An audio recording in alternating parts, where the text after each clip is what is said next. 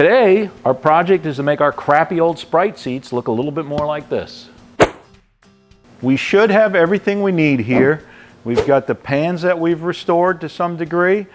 We've got a leather kit. We chose leather over vinyl.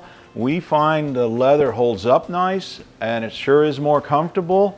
And on a small car like a Sprite, it's not that much more expensive. It's $200–300 for the whole job to do it in leather versus vinyl. And we've got a new foam kit. The foam on our seats was rubbish. Moss has a whole foam kit, as well as the seat covers. They pretty much have everything you need. And then in the back here we have the tools. It's pretty simple. Heat gun, some prep ball, which is basically to get glue off of stuff, a rubber mallet, a small brad tack hammer, scissors, and a couple other hand tools, and that's all it's going to take to do this, hopefully. An important thing to remember is when you're taking your seats apart, you need to carefully take pictures to see where any clips or any foam or where this goes. You can refer back to it and go, oh, that's how that went together. If you don't do that, you're going to be at a loss. You're not going to remember how to put these back together. I want to make it clear, I am not a professional upholsterer. There's one in every town or more. Some are better than others, but any good upholstery shop could handle this. I'll give you some tricks so you can do this yourself. First tip, you're going to want a padded table like this. Put a blanket down on a table or a piece of carpet. At least use some cardboard for two reasons. If you damage the seat covers, you're going to be quite unhappy. It's better to keep them on something soft the entire time. You're going to be pulling, pushing, tugging, trying to stretch this stuff on. You want to work on a soft background. The other thing, you're using this nasty spray glue. You're going to want to wear a mask, and you're going to ruin any surface you're working on if you don't use a piece of cardboard or something behind you when you're spraying glue.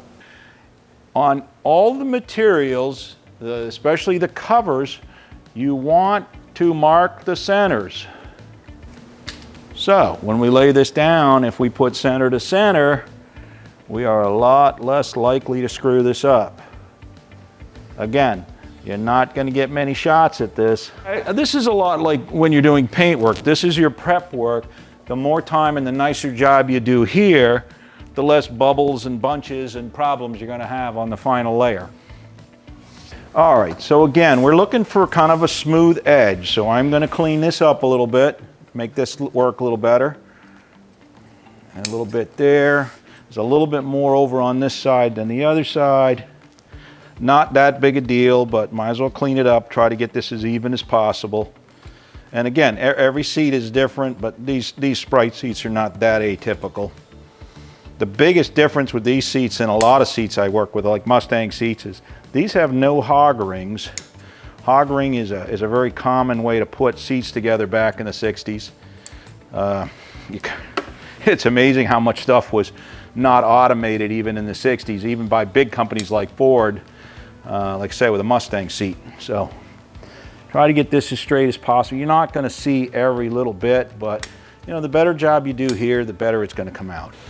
All right, so there's 1, 2, 3, 4 of these little prongs. You've got to let them, you gotta let them breathe, you gotta let them out. There we go. And again, you want to line the padding up to kind of keep an even layer everywhere. And this will come down around.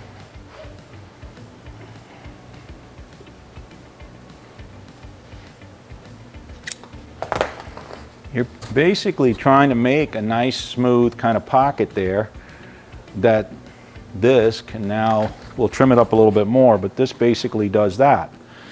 So you're trying to get everything as smooth as possible so it doesn't go.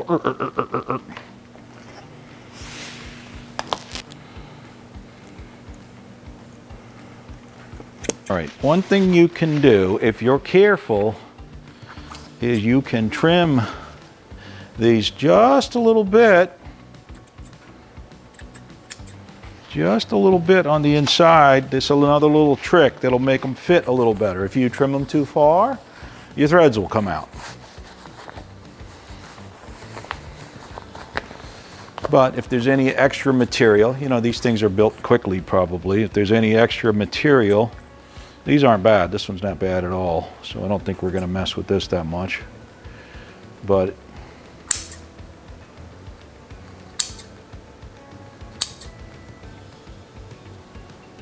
it'll make a little smoother edge if it doesn't have a whole bunch of extra fabric there.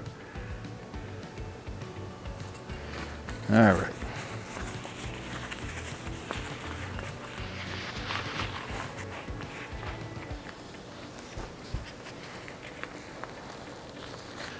Or what you can do is use the heat gun to soften the vinyl a little bit. You don't want to melt it. And you don't want to get it so hot that it burns you to touch it. But if you heat this up a little bit, it will get easier to put on.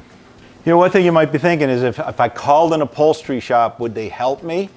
Obviously that depends on the upholstery. And by help, I mean just answer some questions. Most guys like to teach and like to have people learn.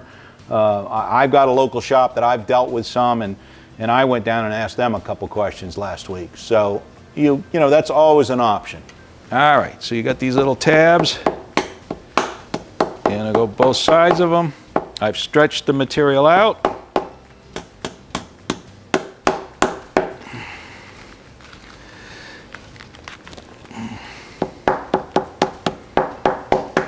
Try not to smack your fingers. You'll have a better day.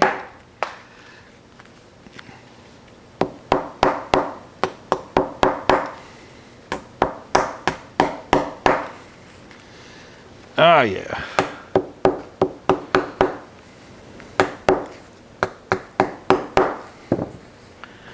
All right, that's pretty good. So we have these side bolsters done. We are going to put the back on. First, again, we're going to kind of turn this inside out and make sure there's no glaring extra pieces of trim or anything, just so this will fit nice and tight. You know, initially it doesn't look bad, but we'll still trim it up just a little bit.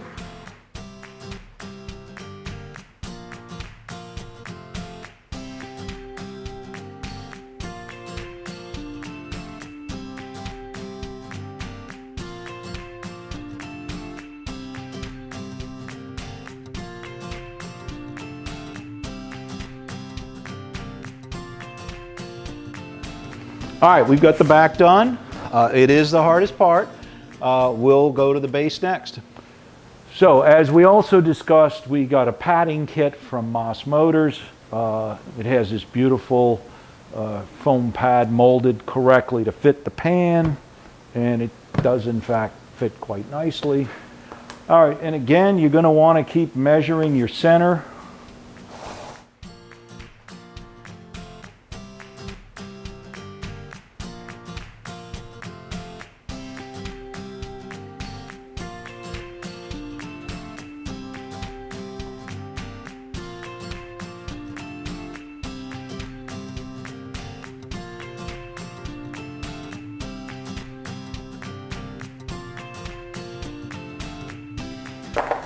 So we've marked both sides.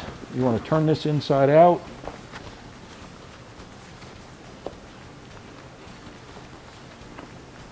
The Moss kits are real nice, but if you've got any rough edges here, you can trim them a little bit. I don't really see much to trim, but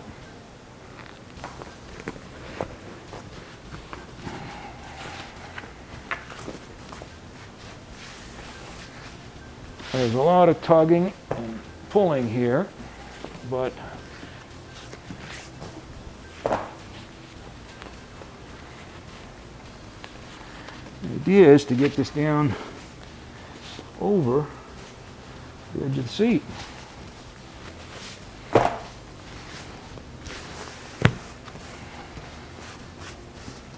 You want to get a nice straight edge and get this so it looks right. You can use a heat gun carefully.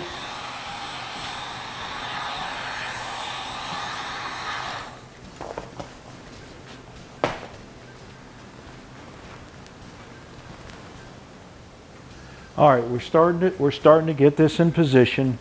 This needs to come over, and we've got these clips to put on here. I'm going to spray a little glue on here, make this stay on a little better.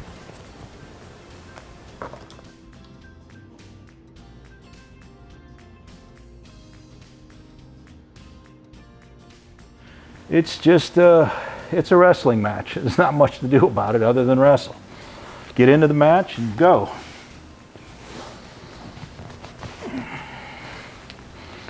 It's hard to tell you exactly how it needs to be, but you'll know it when you see it because it'll look right. Now we're starting to get somewhere.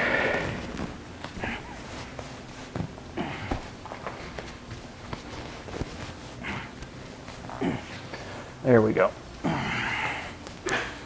Yeah, that's going to work. All right, we're going to use a little glue here too. I'm gonna use my little cheat here. Should wear a mask. Don't like them, but got used to it during the pandemic.